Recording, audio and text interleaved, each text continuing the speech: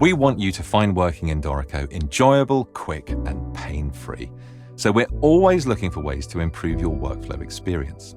We're really proud of how many of these improvements we've managed to work into Dorico 6, and I'm excited to share them with you now.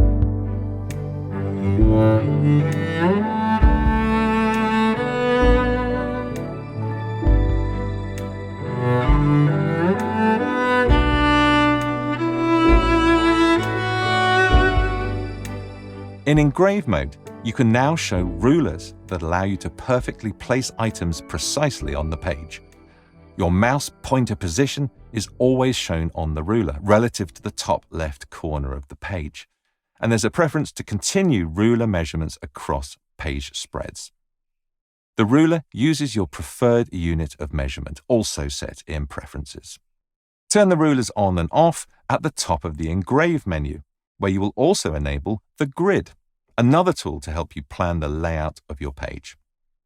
There are several grid presets available, or you can define your own, including the ability to show only horizontal or vertical grid lines. We have significantly improved the usefulness of the jump bar, which now allows you to both search and set the majority of Dorico's plethora of options. Now, when you type into the jump bar, you will see commands and options, covering engraving options, notation options, layout options, note input options, and playback options. When you have found the option you would like to modify, simply hit return, and the settings for that option are displayed. Use arrow keys to toggle between grouped buttons. Use the spacebar to activate or deactivate a switch, or open a drop-down menu. Then use the arrow keys to change the selected item. Use the up and down arrow keys also to increase or decrease numeric values in a spin box, or you can simply type the new value directly. Hit return again to confirm your choice and close the jump bar. If you prefer, you can type Alt or Option Return, which opens the relevant options dialog on the relevant page for you to modify there. Some options that use special types of control are not available in the jump bar, and you can't currently set aliases for options. But I think you'll love being able to set some of your most used options directly from the jump bar. It really speeds things up. Dorico's legendary input popovers can now be dragged vertically to set their location. Sometimes the music items you're inputting or editing can be obscured by the popover or perhaps appear too far away. Each popover remembers its own vertical position, so you can, say, set the chord symbols popover a little higher, but the lyrics popover down beneath the staff. Popovers also now show an attachment line that indicates the rhythmic position at which the item will be input. If an otherwise system-attached music item, such as key signatures, time signatures, chord symbols, and so on, can be created locally for the selected staff, a new button appears on the popover to control this. This was previously only possible by holding down Alt while you hit return. That still works, but the new button makes it easier to see and do.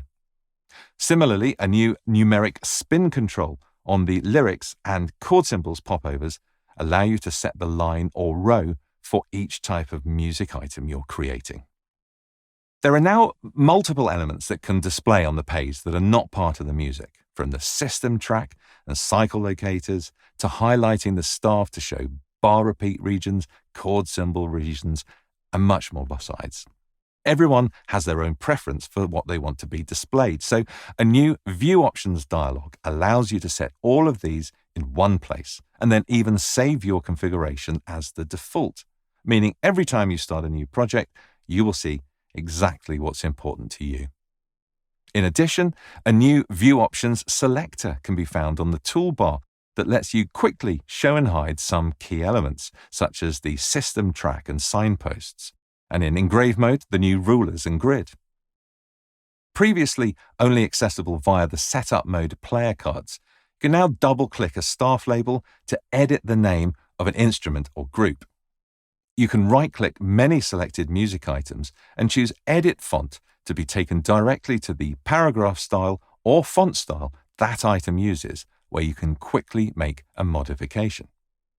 Many pop-up menus that contain long lists, such as available font, now have a filter at the top that allows you to type to search for your chosen item.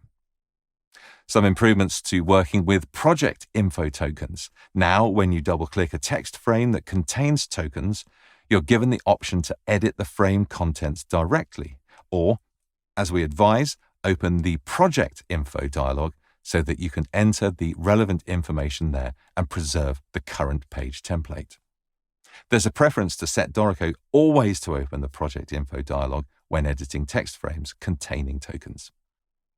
We also display token placeholders that are used in text frames but not set in project info, so you can see what's included on the page layout and, again, jump directly to them in project info. These won't print, and they can be turned off in view options. There are also new tokens to display the instruments present in a layout, useful in part layouts to create an automatic list of instruments held by that player. We've been able to restore an old favorite feature. Pressing Alt or Option 8 will open the Properties panel with the search field in focus so you can filter for your required property immediately. And talking about properties, a couple of improvements. You can now select any combination of notes, rests, grace notes and tuplets, and the properties for notes will be accessible. What's more, whereas previously when more than one type of music item was selected, the properties panel would only show common properties, a new preference allows you to show all properties for all selected items. Used in conjunction with the properties filter, this can really speed up working with properties. The status bar now displays even more information related to the current selection, including the page or pages the item appears, and the timecode position of individual items or the time range of multiple items. Remember, you can right-click the status bar to choose what information and controls it displays. Modal dialogues, which prevent you from interacting with any other part of the application while open and typically have OK cancel buttons, can now be confirmed by typing Control Return. That's Command Return on Mac. There's now a dialog to filter by paragraph style, allowing you to quickly select all text using a particular style. This can be useful when using the Next feature, which lets you change individual staff text to system text, or the other way around. The Library menu now lets you copy notation options into all flows in the current project and copy layout options into all full score layouts or all part layouts in the current project. You can now assign key commands to specific playing techniques, so you can bypass the popover for your most common markings. On Windows, font family support has been extended, so now a font family will appear once in the list with all weights available in the style list. In the hub, when viewing recent projects using the grid view, you can press the new magnify button to zoom into the top of the thumbnail and just help identify which project is the one you wish to open. The instrument filter control can be used only in galley view. Now, if you use a key command to enable the instrument filter or a specific filter preset when in page or fill view, you're warned that you should be in galley view and given the option to switch.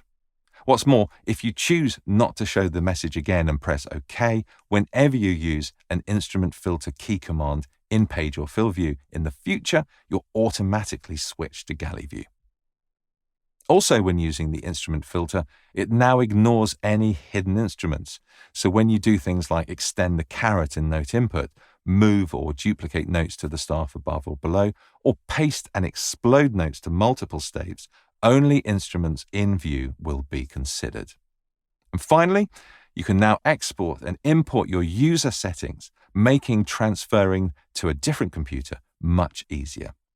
When you import user settings, you're shown a dialog when you choose which settings you would like to import, such as various option sets, key commands, playback templates, and more. We think you're going to love working in Dorico even more with all of these enhancements to your workflow.